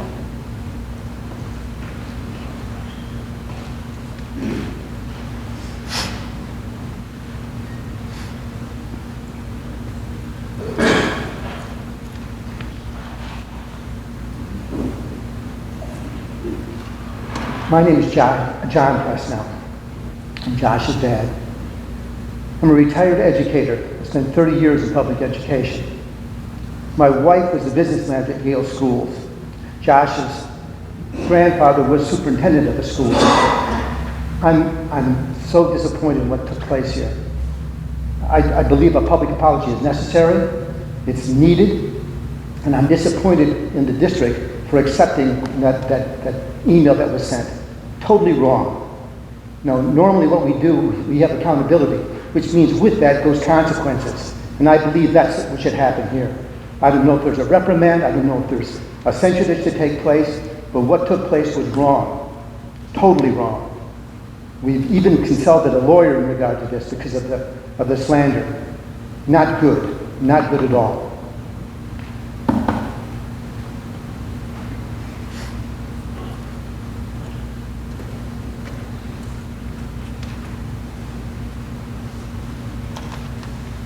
Are there any other public comments?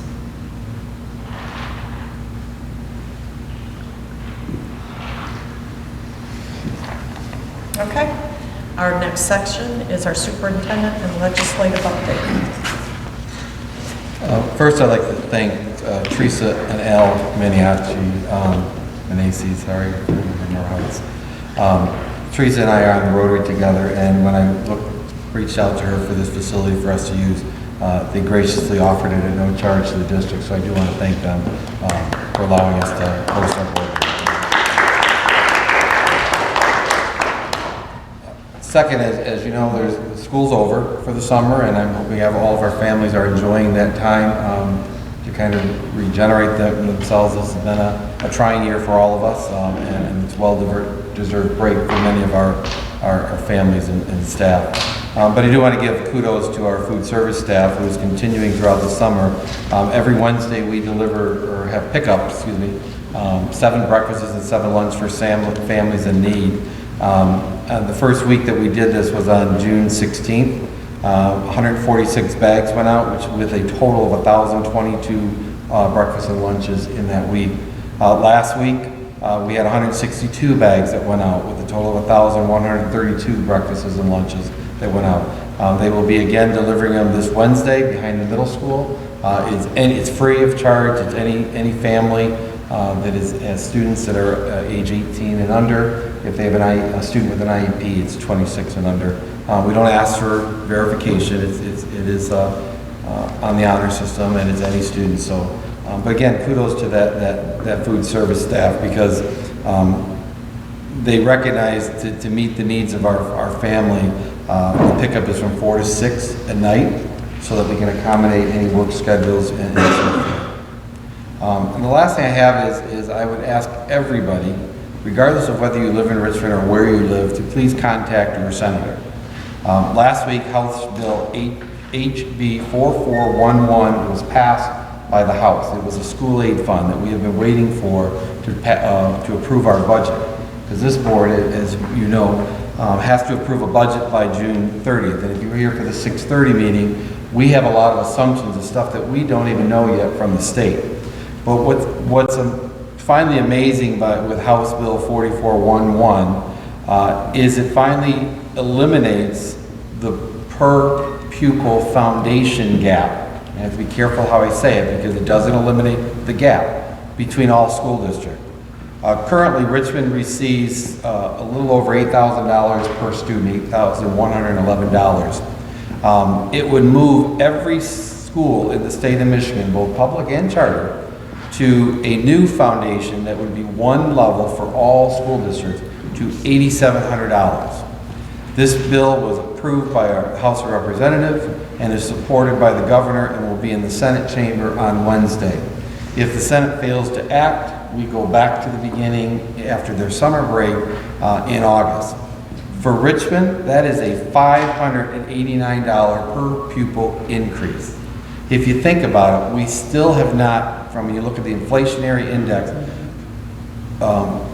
survived or gotten back the money that was cut for us in 2011, $470 per pupil we were cut in the middle of the year, which forced the board at that time to make cuts of privatization, layoffs, teacher reduction, salary contract reductions, and so forth. And since that time, we have done our best to try to reinstate those concessionary measures. This will significantly help this district as well as long-range planning for the district. So I would encourage everybody, please contact your senator and make sure they don't put any strings attached to it. Pass House Bill 4411. It has already been publicly approved that the governor will sign this bill, and on June 30th, which is when they're supposed to by law, put a bill on the governor's desk, which it hasn't looked promising, I'll just say that. It would help all districts in Richmond in particular. So again, if you don't know who your senator representative, or if even where you work, where you live, wherever, the contact information is online, as well as you can look up any senator if you have friends and families in other areas. Again, please call your senator and tell them this is a good bill because it is on the foundation allowance, which means this local board can determine how you spend those dollars. There are no strings attached to that foundation allowance, which is what all the dollars should be. Does that mean that everyone is getting $8,700? There will be every district in the state of Michigan. So those that get way more than that right now are going to go down to $8,700? You got to remember the foundation. There are districts that get more because there are categoricals and other aspects that that still will exist in the state. But since 1994, when Proposal A that the voters approved promised to close the gap, it is almost 30 years or 27 years, and they're still trying to close that, but it doesn't eliminate the gap. There are still districts that either have a 21J dollars, which is a categorical, or that we're levying higher millage rates, etc. There's a lot, but it significantly closes the gap. Okay.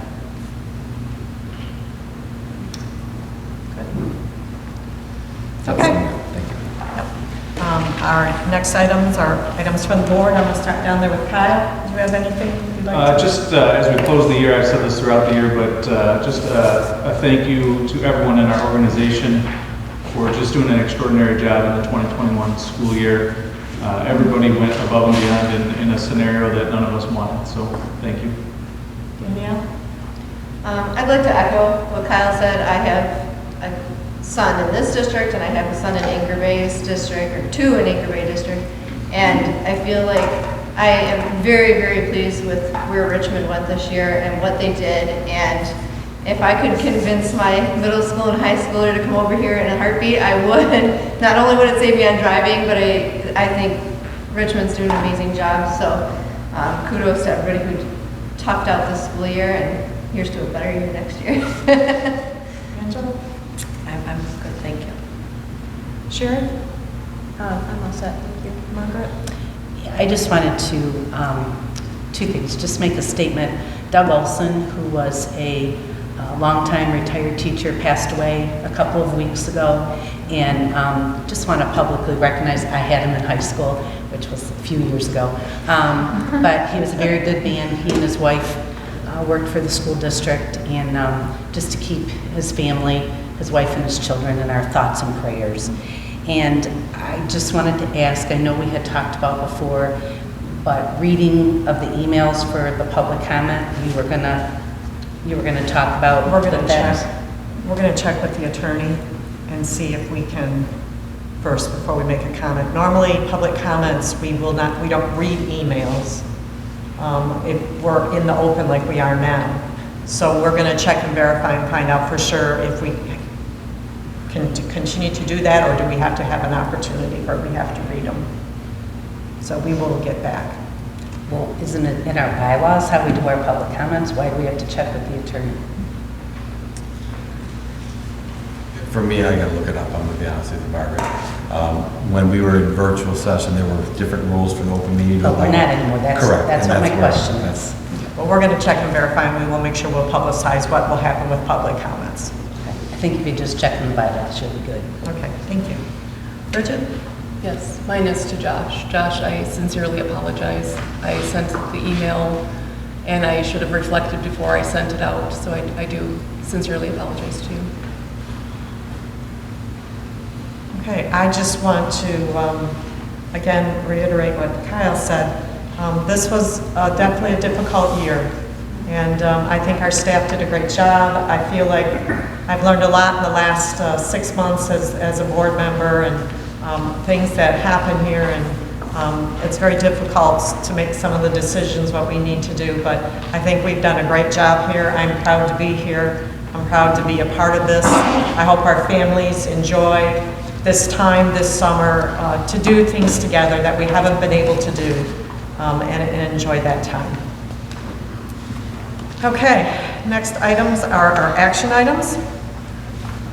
Okay, we're going to start off with the approval. I'm looking for a motion for the approval or confirmation of our confirmation of our COVID-19 learning plan. Motion to accept the recommendation of the superintendent as presented in the attached documentation and approve the confirmation of the extended COVID-19 learning plan for the 2020-2021 school year as it was originally approved and amended on November 9th and November 23rd to include a revised school calendar and virtual learning schedule outlined in the attached documentation. This action confirms how instruction is to be delivered as directed by the Board of Education on June 28th, 2021, provided an opportunity for parents and/or guardians to provide public comment on the plan, and reported the weekly two-way interaction rates to date. Support. Any discussion? Just want to reiterate, this is the last time this will come to you.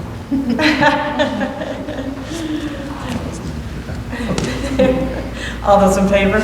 Aye. Opposed? Motion carries. Okay, I'm looking for a motion for the approval of the fiscal 2021 general fund final budget and the fiscal 2022 general fund original budget. I move to accept the recommendation of the superintendent and approve the FY 2021 general fund final budget and FY 2022. 22. Right? Shouldn't say 22. 22 general fund original budget as presented in the attached documentation. Support. Any discussion? All those in favor? Aye. Opposed? Motion carries. Okay, I'm looking for a motion for the approval of the fiscal 2021 debt fund final budget and the fiscal 2022 debt fund original budget. I move to accept the recommendation of the superintendent and approve the FY 2021 debt fund final budget and FY 2022 debt fund original budget as presented in the attached documentation. So I have some, any discussion? Yes. Who supported that? Angela. All those in favor? Aye. Opposed? Motion carries. I'm looking for a motion for the approval of the fiscal 2021 food service fund final budget and the fiscal 2022 food service fund original budget. I motion to accept the recommendation of the superintendent and approve the FY 2021 food service fund final budget and the FY 2022 food service fund original budget as presented in the attached documentation. Support. Any discussion? All those in favor? Aye. Opposed? Motion carries. I'm looking for a motion for the approval of the fiscal 2021 student school activity fund final budget and the fiscal 2022 student school activity fund original budget. I motion to accept the recommendation of the superintendent and approve the FY 2021 Student School Activity Fund final budget and the FY 2022 Student School Activity Fund original budget as presented in the attached documentation. Do I have support? Support. Any discussion? All those in favor? Aye. Opposed? Motion carries. I'm looking for a motion for the approval of the building administrator and central office evaluation tools. I move to accept the recommendation of the superintendent and approve the building level and central office administrative evaluation tool as presented on June 14, 2021 and outlined in the attached documentation. Support. Any discussion? All those in favor? Aye. Opposed? Motion carries. I'm looking for a motion for the approval of the exempt and non-union individual 2-year contracts and salary hourly rates. I move to accept the recommendation of the superintendent and approve the exempt and non-union individual 2-year contracts and salary/hourly rates as outlined in the attached documentation. Support. Any discussion? Can I just say something? Sherry, we found it. I was looking on the top part when we called it. That's where it is, a duplication. I know, So I apologize. we figured it out down here. We You got did. it. We did. We were on the phone today trying to figure this out, and I wasn't seeing it, so thank you. We got it. Okay, so we have support. Do we have any discussion? All those in favor? Aye. Opposed? Motion carries. Okay, I need a motion for the approval of the 2021-22 Michigan High School Athletic Association membership resolution. I motion to accept the recommendation of the superintendent and approve the Michigan High School Athletic Association MHSAA membership resolution for the 21-22 school year as presented in the attached documentation. Support. Any discussion? All those in favor? Aye. Opposed? Motion carries.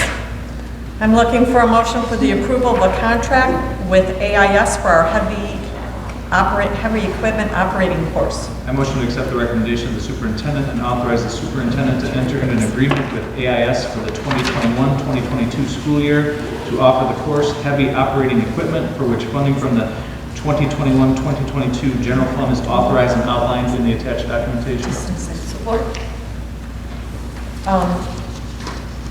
There's no dollar amount here, so this is just giving you the Yeah, it's approximately, if we run the 2 courses, it's about 98,000, but we don't know until we finalize So do enrollment. Do I do a roll call vote? Or are we just giving you Well, permission? the money has been budgeted in a line item in the budget, so you've already approved the dollar in the budget. Okay. This is just author made to meet with them and agree to the contract that we normally do. You can do a roll call, I mean, you can always, that's a safety mechanism by default if you want to. Okay, I think we'll just do it normal because we're giving you authorization. You've already approved the money in the budget. Okay. Do I have support for this? Support. Sure. Any discussion? All those in favor? Aye. Opposed? Motion carries. I'm looking for a motion for the approval of a contract with the City of Richmond for television and broadcast media 1 and 2 courses. I motion to accept the recommendation of the superintendent and authorize the superintendent to enter into a contract for shared services with City of Richmond for the 21-22 school year to offer the course Television and Broadcast Media 1 and 2, for which funding from the 21-22 general fund is authorized as presented. Do I have support? Support. Any discussion? All those in favor? Aye. Opposed? Motion carries. I'm looking for a motion for the approval of a contract with the Richmond Lennox Ambulatory Services for Emergency Medical Technician EMT course. I move to accept the recommendation of the superintendent and authorize the superintendent to enter into a contract for shared services with the Richmond Lennox Ambulatory Services for the 21-22 school year to offer the course Emergency Medical Technician EMT, for which funding from the 21-22 general fund is authorized and presented in the attached documentation. Any support? Thank you. Any discussion? other than I'm glad that we're able to have it again this year. All those in favor? Aye. Opposed? Motion carries. I'm looking for the approval or motion to approve the Board of Education's communication to elected officials. I motion to approve the attached letter to be sent to elected officials who represent Richmond Community Schools on behalf of the Richmond Board of Education regarding the 21-22 school year as presented. Do I have support? Support.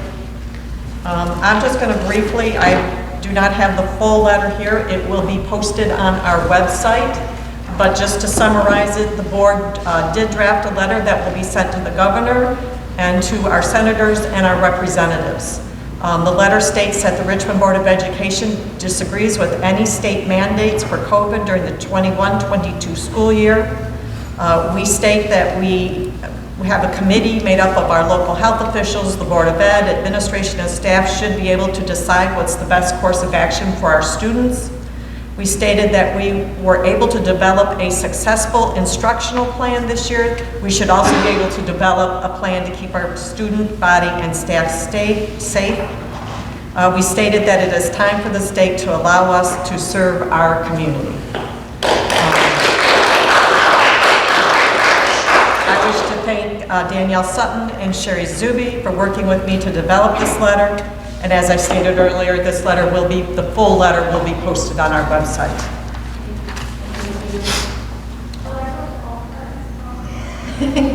I'm sorry, I didn't. I'm sorry, I don't know why I spoke. When I went to the health department as well, because I don't think you mentioned it was going to. I did not have it to the health department. I guess we could take a look at that and consider it. Thank you. Any other comments on the letter, anything? Just that, so it's very clear, this letter stating that the Board of Education is looking to have local control, to be able to do what we need to do to keep our students and staff safe and all of that. However, if we are mandated to do something, I'm speaking for myself, I'm not going against any mandates, plain and simple, but I do believe in local control. Okay. All in favor? Aye. Opposed? Motion carries. Okay, I'm looking for a motion, this is the new one, for the approval of a contract extension through June 30th, 2025 between the Board of Education of Richmond Community Schools and the Teamsters State, County, and Municipal Workers Local 214 Secretaries. I motion to accept the recommendation of the superintendent and approve a contract extension through June 30th, 2025 between the Board of Education and Teamsters State, County, and Municipal Workers Local 214 Secretaries as outlined in the attached documentation. Second. Any discussion? I would just say the contract you have in front of you is within the parameters that we talked about. All those in favor? Aye. Opposed? Motion carries. Okay, I am looking for a motion to go into closed session. Pursuant to Section 8C of the Michigan Open Meetings Act, I move that the Board of Education go into closed session for the purposes of negotiations. Do I have support? Support. Any discussion? All those in favor? Aye. Opposed? Motion carries. We will not be coming back out to any business. We'll just be adjourning. So the board will be going into closed session